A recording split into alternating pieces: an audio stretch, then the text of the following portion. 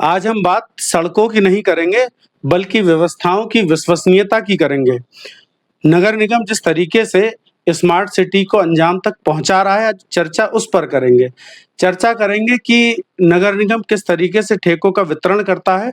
चर्चा करेंगे क्या नगर निगम के पास कोई दमदार ठेकेदार बचे नहीं है, या चर्चा करेंगे कि व्यवस्थाएं किस तरीके से सेटिंग के धरातल पर चलती हैं और सेटिंग से किस तरीके से ठेके मिलते हैं। अभी हाल ही का मामला है कल एक ठेकेदार पर 10 लाख रुपए का जुर्माना पड़ा है और 10 लाख के जुर्माने के बाद भी उसी ठेकेदार को 35 करोड़ का एक टेंडर फिर से दे दिया जाता है सड़क का।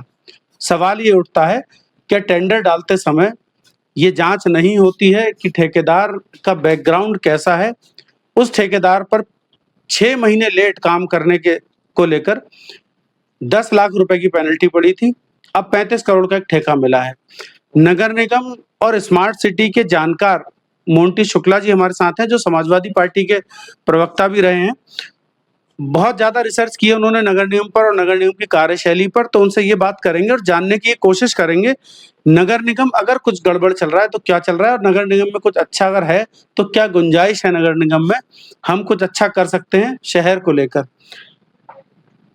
स्वागत है सर आपका। नमस्कार, थैंक यू।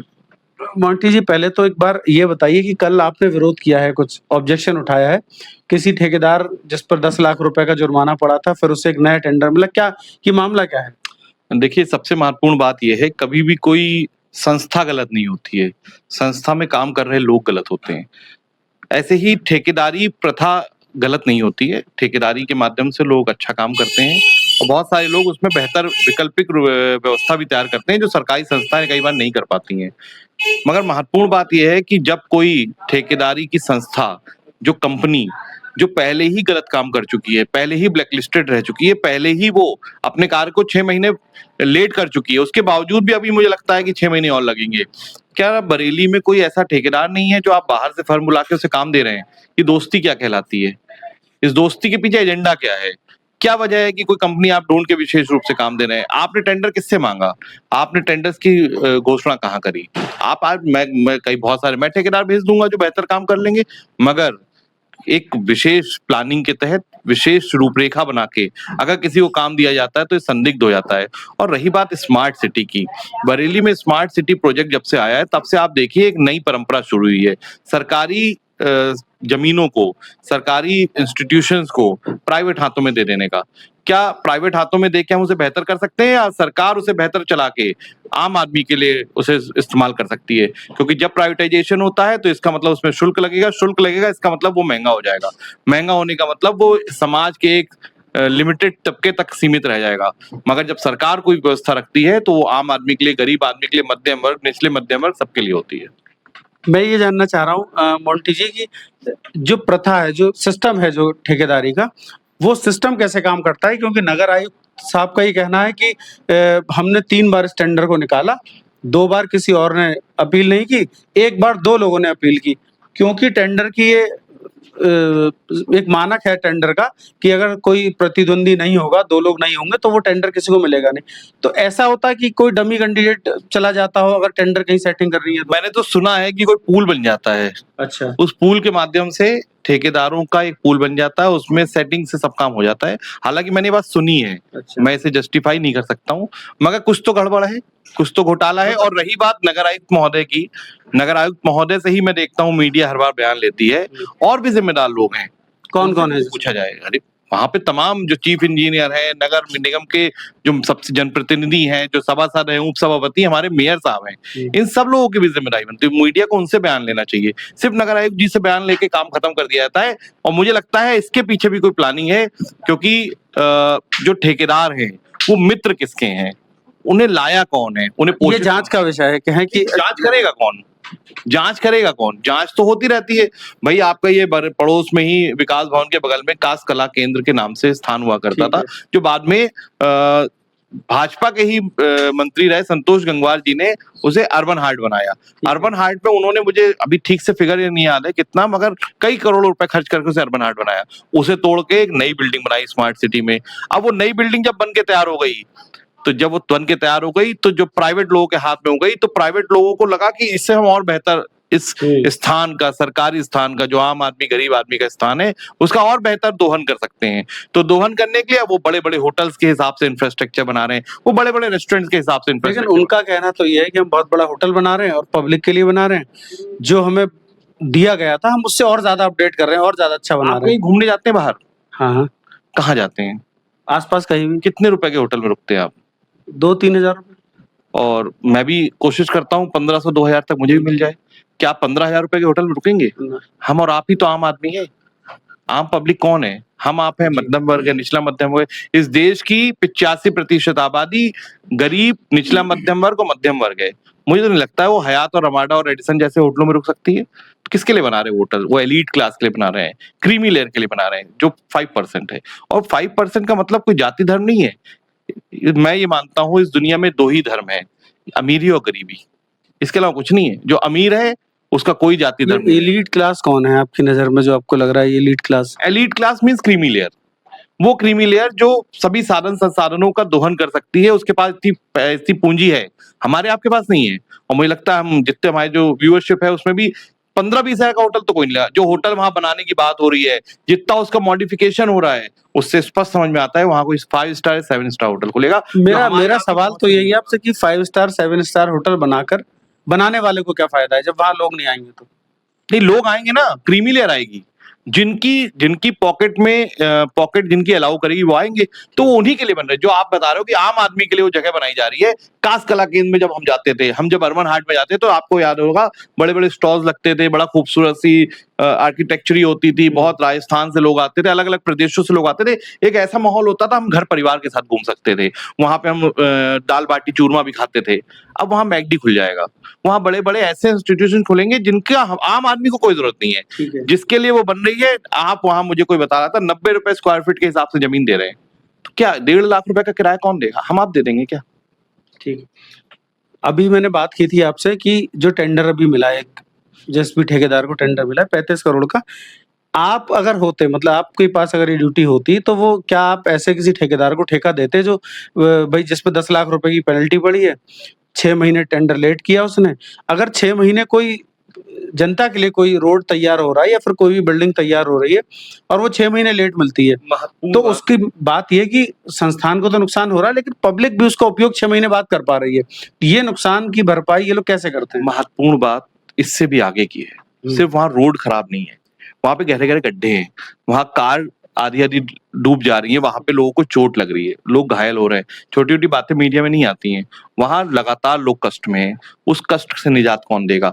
अगर ये 6 महीने लेट हुआ है तो 6 महीने लेट होने के बाद भी तो पूरा नहीं है वो। अभी उसमें कम से कम 6 महीने और लगेंगे। मैं धरातल पे जाके देखता हूँ, वहां रोड टूटी और अभी वहां उद्घाटन होने से पहले, यानी वो जनता को समर्पित होगा वो पूरा इंफ्रास्ट्रक्चर, उससे पहले वहां टाइलें उखड़ रही है। आप मौके पे जाके देखिए, मुझे बड़ी प्रसन्नता होगी। आप जब डीडीपुरम के, दीनदयालपुरम के चौराहे पे जाएंगे, वहां आपको बड़े बड़े गड्ढे, बड़े बड़े होल्स खुले हुए और पूरी टाइलें उखड़ के सड़क पे बिखरी नजर आएंगी। एक चीज और बताइए, अब जो मतलब हजम नहीं हो रही है लोगों को, क्योंकि आप पुराने राजनीतिक व्यक्ति हैं, आपको पता भी है, क्या नगर निगम के पास कोई और ठेकेदार नहीं थे, मतलब जो इस कॉन्ट्रैक्ट को ले पाए? मतलब प्रैक्टिकली तौर पे कैसे लोग नहीं है? मैंने शुरुआत में एक लाइन बोली कि ये दोस्ती क्या कहलाती है। कुछ तो दोस्ती है। अब ये तो जांच का विषय है, मगर जांच करेगा कौन जब सिस्टम में ही लोग शामिल? तो 6 महीने लेट होने के बाद भी तो पूरा नहीं है वो। अभी उसमें कम से कम 6 महीने और लगेंगे। मैं धरातल पे जाके देखता हूँ, वहां रोड टूटी और अभी वहां उद्घाटन होने से पहले, यानी वो जनता को समर्पित होगा वो पूरा इंफ्रास्ट्रक्चर, उससे पहले वहां टाइलें उखड़ रही है। आप मौके पे जाके देखिए, मुझे बड़ी प्रसन्नता होगी। आप जब डीडीपुरम के, दीनदयालपुरम के चौराहे पे जाएंगे, वहां आपको बड़े बड़े गड्ढे, बड़े बड़े होल्स खुले हुए और पूरी टाइलें उखड़ के सड़क पे बिखरी नजर आएंगी। एक चीज और बताइए, अब जो मतलब हजम नहीं हो रही है लोगों को, क्योंकि आप पुराने राजनीतिक व्यक्ति हैं, आपको पता भी है, क्या नगर निगम के पास कोई और ठेकेदार नहीं थे, मतलब जो इस कॉन्ट्रैक्ट को ले पाए? मतलब प्रैक्टिकली तौर पे कैसे लोग नहीं है? मैंने शुरुआत में एक लाइन बोली कि ये दोस्ती क्या कहलाती है। कुछ तो दोस्ती है। अब ये तो जांच का विषय है, मगर जांच करेगा कौन जब सिस्टम में ही लोग शामिल होंगे? तो जांच कौन करेगा? तो ये जब इसकी जांच कौन करेगा? मैं बता देता हूं आपको कि ये जनता के पास अधिकार है। हर चुनाव में जनता के पास एक विकल्प होता है कि उन नेता को टेस्ट करके उसने जो जांच की होती है उसका रिजल्ट देते, वो वोट के माध्यम से जनता देगी। और अगले चुनावों में भारतीय जनता पार्टी के जो भी जिम्मेदार पदाधिकारी हैं, जनप्रतिनिधि, वो सब हारेंगे। तो ये अगर एक ठेके में हमें लग रहा है कि ऐसी दिक्कत हुई है जो सामने आया, क्या लगता है कि और ठेकों में दिक्कत नहीं हुई होगी ऐसी? नहीं, जरे जैसे आप, एक बहुत साधारण सी बात है, कोई आपको धोखा दे दे तो उस पे आप भरोसा क्यों करेंगे दोबारा? ये तो जनता का मामला है, जनता को सीधे-सीधे मैं ये प्रताड़ना कहना चाह रहा हूँ कि जिस तरीके से ये ठेका दिया गया है अभी, क्या आपको लगता है ऐसे और भी ठेके दिए गए होंगे और लोगों को? देखिए, एक ही लाठी से सबको नहीं हाँका जा सकता है, हमें नहीं पता, बहुत सारे ठेकेदार अच्छा काम करते हैं, मगर बेचारे मजबूर हैं। मैंने तो ये भी सुना है कि 30-35% बेचारे कमीशन लेके आ रहे हैं। तो मुझे तो लगता है 30-35% कमीशन? मुझे ऐसा लगता है कि ठेकेदारों की भी हक की आवाज़ उठानी पड़ेगी जल्दी। अच्छा। लोकल के ठेकेदार, हमारे बरेली के जो ठेकेदार हैं, उनके हक की आवाज़ उठानी पड़ेगी, क्योंकि जहाँ पे देख रहे हैं इतना बड़ा ठेका जो है बाहर से बुला-बुला के अपने दोस्तों को दिया जा रहा है, और जो बरेली के बेचारे ठेकेदार हैं, मेहनत कर रहे हैं, उससे भी तो रोजगार हो रहा है। आपने कहा देखिए, एक दोस्तों बात को, समझ लीजिए, दोस्तों वाली बात किसके दोस्तों? मैं भी बता रहा हूँ, रोजगार की एक बात समझ लीजिए, वो भी तो रोजगार है, जो ठेकेदारी कर रहे हैं वो भी सब सम्मानित लोग हैं, बरेली के लोग हैं, अच्छा काम करने वाले लोग भी, लोगों ने बड़ा अच्छे इंफ्रास्ट्रक्चर बना के दिए। 300 बेड हॉस्पिटल बहेड़ी रोड इतने टाइम से अखिलेश जी ने बनाया था, वो टिकी हुई है। बदायूं रोड टिकी हुई है, उसे 6 लेन किया जा रहा है। बड़ा बाईपास, मिनी बाईपास, श्यामलगंज पुल अखिलेश जी की सरकार में बना, आप देखिए कितना खूबसूरत है। और वहीं आप कुतुबखाने पुल पे जाइए, बड़ा सकरा सा बना हुआ है। तो जरूरी नहीं हम कोई काम कर दें, काम को बेहतर करें, ये ज्यादा महत्वपूर्ण है। और जो आप पूछ रहे हैं बात बार-बार दोस्त की, तो दोनों दोस्त, जो भी दोस्त होंगे, ये जनता खुद तय करेगी। मैं कैसे बता दूंगा कि क्या डील हुई है? बंद कमरों की बातें हमें थोड़ी ना पता होगी। जनता कैसे करेगी काम? मतलब हम लोग नहीं कर... जनता जांच करती है समय के साथ। जब 5 साल पूरे होते हैं तो सारा रिपोर्ट कार्ड जो है वो जनता देती है, और इस बार धरातल पे जनता ने सब कुछ देख लिया है। एक गलतफहमी जो भारतीय जनता पार्टी को लगातार हो गई थी, उस गलतफहमी से बाहर आने का भी समय आ गया है।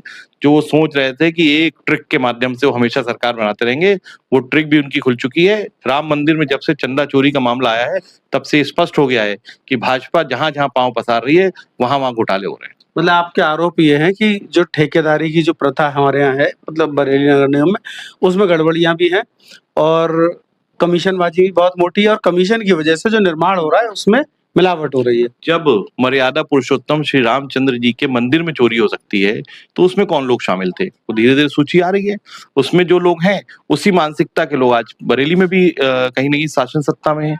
तो वही घोटालेबाजी, वही आप देखिए, बाहर से बुला-बुला के ठेकेदारों को काम दे। बरेली में क्या मुझे लगता है 33 करोड़ का काम लेने वाला कोई नहीं है। मुझे लगता है तमाम ठेकेदार ऐसे होंगे। मैंने बहुत सारे नाम लेना ठीक नहीं रहता है। बहुत सारे मैं नाम ले दूँ तो उन्हें आगे काम मिलना बंद हो जाएगा। अच्छा, ऐसे हमने बहुत कुछ ठेकेदार ऐसा भी सुना कि जब ठेका मैनिपुलेट होता है, तो बाकी ठेकेदारों को बिड डालने से रोक दिया जाता है कि अगर आप बिड डालोगे तो अगले ठेके आपको नहीं मिलेंगे। इस मजबूरी से भी बिड नहीं पड़ती और 1-2 बिड पड़ के वो ठेका मैनिपुलेट हो जाता है। मैंने भी आपसे कहा ना कि हमें लग रहा है अब ठेकेदारों के भी हक की आवाज हमें लड़नी पड़ेगी। ठेकेदारों के पेमेंट नहीं हो रहे हैं, जिनकी दोस्ती कम है उनके पेमेंट नहीं हो रहे हैं, जो विरोधी हैं उनके बिल्कुल नहीं हो रहे हैं, जो क्रांतिकारी हैं उनको तो पूछा ही नहीं जा रहा है। तो 4 चरण में ठेकेदार बंट चुके हैं। दोस्त, बेस्ट फ्रेंड हो गए कुछ फ्रेंड्स हो गए, कुछ न्यूट्रल हैं और कुछ विरोधी हैं। तो सारे लोगों का एक पैमाना बन चुका है, उसी हिसाब से काम बंटता है। अब जब काम होगा तो आप एज ए विपक्ष क्या चेक करोगे आप फील्ड साइट पे जाके? अरे अभी काम शुरू होने से पहले उनके पुराने ही चेक, अभी मैं डीडीपुरम में दोबारा जाऊंगा एक दिन अपनी टीम के साथ, और हो सकता है वहां धरना प्रदर्शन करूं मैं। सीएम ग्रेड, चीफ मिनिस्टर का जब नाम आता था पहले, तो ये होता था मुख्यमंत्री का जहां नाम आ रहा वहां विकास होगा। डीडीपुरम पूरा विनाश कर डाला। सीएम ग्रेड के नाम पे आप देखो छोटे छोटे फड़ वालों को गिरा डाला वहां पे। तो ये जनता गुलाब राय के पास, मोंटी जी देखिए, जनता तो सबकी है ना? अब 7 विधायक यहाँ सरकार के हैं, भाजपा के हैं, और 1 एमपी हैं, 2 मिनिस्टर हैं। क्या इन लोगों को भी ये सब चीजें नहीं दिख पा रही हैं जो आप बता रहे हो, वो सारी चीजें? मेयर भी है और जिला पंचायत अध्यक्ष भी है, 2 चीज आप भूल गए। ठीक है। मैं आपको बताना चाहता हूँ कि ये शासन सत्ता जो है टेम्परेरी होती है। मतलब मैं ये कह रहा हूँ कि ये बात क्या इन लोगों के थ्रू मुख्यमंत्री तक नहीं जाती कि इतना गलत निर्माण हो रहा है? मुख्यमंत्री जी के पास ही शायद पीडब्ल्यूडी है। हाँ। और अगर पीडब्ल्यूडी उनके पास है तो पीडब्ल्यूडी में कैसे घोटाले हो रहे हैं, ये बड़े बड़े हाईवे कैसे धंस जा रहे हैं? तो मुख्यमंत्री जी कौन सा रडार के बाहर है? वो भी उसी फ्रेंड सर्कल में है। ये जो फ्रेंड सर्कल है उसी का पार्ट मुख्यमंत्री जी भी हैं। तो महत्वपूर्ण बात यह है कि आप बताइए, बरेली में चौतरफा जो विनाश हो रहा है, इसकी जिम्मेदारी कौन लेगा? कहाँ है स्मार्ट सिटी? मैं बाकरगंज गया, वहां कूड़े के पहाड़ हैं। क्यों है? क्योंकि 2005 में जब सॉलिड वेस्ट मैनेजमेंट प्लांट का उद्घाटन होना था, उसे रुकवा दिया गया। मैं हर चीज को पर्सनली नहीं लेना चाहता हूँ, मैं अलग तरीके से थॉट प्रोसेस है मेरा। मेरा मानना ये है कि कूड़े का पहाड़ किसकी जिम्मेदारी है, टूटी हुई रोड किसकी जिम्मेदारी है, जलभराव किसकी जिम्मेदारी है, सुभाष नगर पुलिया पे जो नाला है उससे गुजरने के लिए लोग क्यों जिम्मेदार है, बल्कि पिछले 50 सालों से भारतीय जनता पार्टी के लगातार विधायक हैं। आज वो क्षेत्र कैंट में, पहले शहर में था, तब भी भाजपा का विधायक था वहां पे। तो जिम्मेदारी कोई तो लेगा, कोई जिम्मेदारी नहीं ले रहा। रोड पे इसीलिए गाय आपकी घूम बात रही है। पूरी कर रहा हूँ, आपकी बात पूरी कर रहा हूँ। इसीलिए महत्वपूर्ण बात है जो आप कह रहे हो कि जनता, हमने वो समय भी देखा है जब भारतीय जनता पार्टी के 18 विधायक होते थे पूरे उत्तर प्रदेश में। तो समय है, समय और परिस्थितियां बदलती रहती हैं। भाजपा को अगर ये गलतफहमी है कि शासन सत्ता सदैव उनकी बनी रहेगी, तो ये गलतफहमी जनता ही तोड़ देगी, क्योंकि जनता जनार्दन है, सब देखती रहती है। हो सकता है आपको 2 मौके दे दिए, हो सकता है चेक करने के लिए दे दियो दूसरा मौका, मगर अब सब कुछ स्पष्ट हो चुका है। एक मुद्दा आपने छोड़ दिया, जो गाय रोड पर हैं, गौवंश, इनको नगर निगम कितना सफल है पकड़वाने में? नगर निगम की जिम्मेदारी तो है ही, बाकी बरेली में ही आंवला क्षेत्र पड़ता है, वहां से धर्मपाल जी मिनिस्टर हैं, पशुधन मंत्री हैं, जो बड़ी बड़ी बातें, बड़ी बड़ी कहानियां कहते हैं गौ माता को लेके, गौशालाओं के उद्घाटन में फोटो वीडियो डालते हैं, तमाम तरीके की ड्रामेबाजी चलती रहती है, मगर होता क्या है आप देखिए, कष्ट होता है। डेला पीर तालाब पर जब हम देखते हैं गौ माता कूड़ा खा रही है, बाकरगंज में देखते हैं गौ माता कूड़ा खा रही है। इसी सरकार, शासन सत्ता जो गौ माता के नाम पे राजनीति करके सरकार में आई, वो शासन सत्ता में बैठे हुए लोग गौ माता उनके राज्य में लगातार कूड़ा खाने को मजबूर है, पन्नी खाने को मजबूर है। कहाँ गई गौशाला? सीबीगंज गौशाला के अंदर आप जो नगर निगम की क्यों कैमरा लेके नहीं जा सकते? क्योंकि अंदर गाय तड़प तड़प के मर रही हैं। वहां पे विभत्स स्थिति है, हर गौशाला की विभत्स स्थिति है। 100 में से 1-2 गौशाला ऐसी हो सकती है जो सही चल रही हो, बाकी गाय भूख से, प्यास से तड़प के मर रही है। कुत्ते नोच नोच के खा रहे, मैंने वीडियो देखे हैं, पीलीभीत में एक आया था, गौ माता डूब के मर गई, कुत्ते उनका मांस नोच रहे हैं। शर्म आनी चाहिए। राजनीति करने के लिए है क्या गौ माता? शंकराचार्य जी क्या कह रहे हैं, अब मुक्तेश्वरानंद महाराज जी क्या कह रहे हैं? वो कह रहे हैं गौ माता को आप राजमाता घोषित कर दो। भाजपा को क्या दिक्कत है? कहाँ उनकी ईगो क्लैश हो रही है? आप मुख्यमंत्री जी गौरक्षा पीठ के अध्यक्ष हैं, गोरखनाथ पीठ के अध्यक्ष हैं, क्या नाम है उनका, क्या काम है उनका? उनका नाम इस बात का संकेत देता है कि गौ माता की रक्षा होनी चाहिए। उनका काम भी यही है कि गौ माता की रक्षा हो, मगर उनके मुख्यमंत्री काल में गौ माता की दुर्दशा है। इसके लिए उन्हें लगता है कि जब वो हटेंगे उसके बाद उन्हें एक माफीनामा मांगना पड़ेगा समाज से, इस देश की जनता से, प्रदेश की जनता से, कि उनसे गलती हुई। चलिए, बहुत अच्छा लगा आपसे बात करके। मोंटी जी ने जो आरोप लगाए, हमने वो सारे आरोप सुने और समझे भी।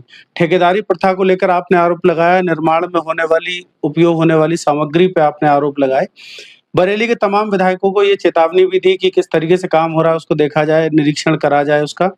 नगर निगम, जिला पंचायत सारी कमियां उजागर की, और इन कमियों को हम धरातल पर एक बार जाकर देखेंगे भी, और कोशिश ये करेंगे कि जैसा है वैसा ही दिखाया जाए। तब तक बने रहिए एक्सपोज टुडे के साथ, और अगर आपको कोई कमी लगती है शहर में तो हमें एक बार बताइएगा कमेंट में, हम जरूर आकर देखेंगे। बहुत बहुत धन्यवाद।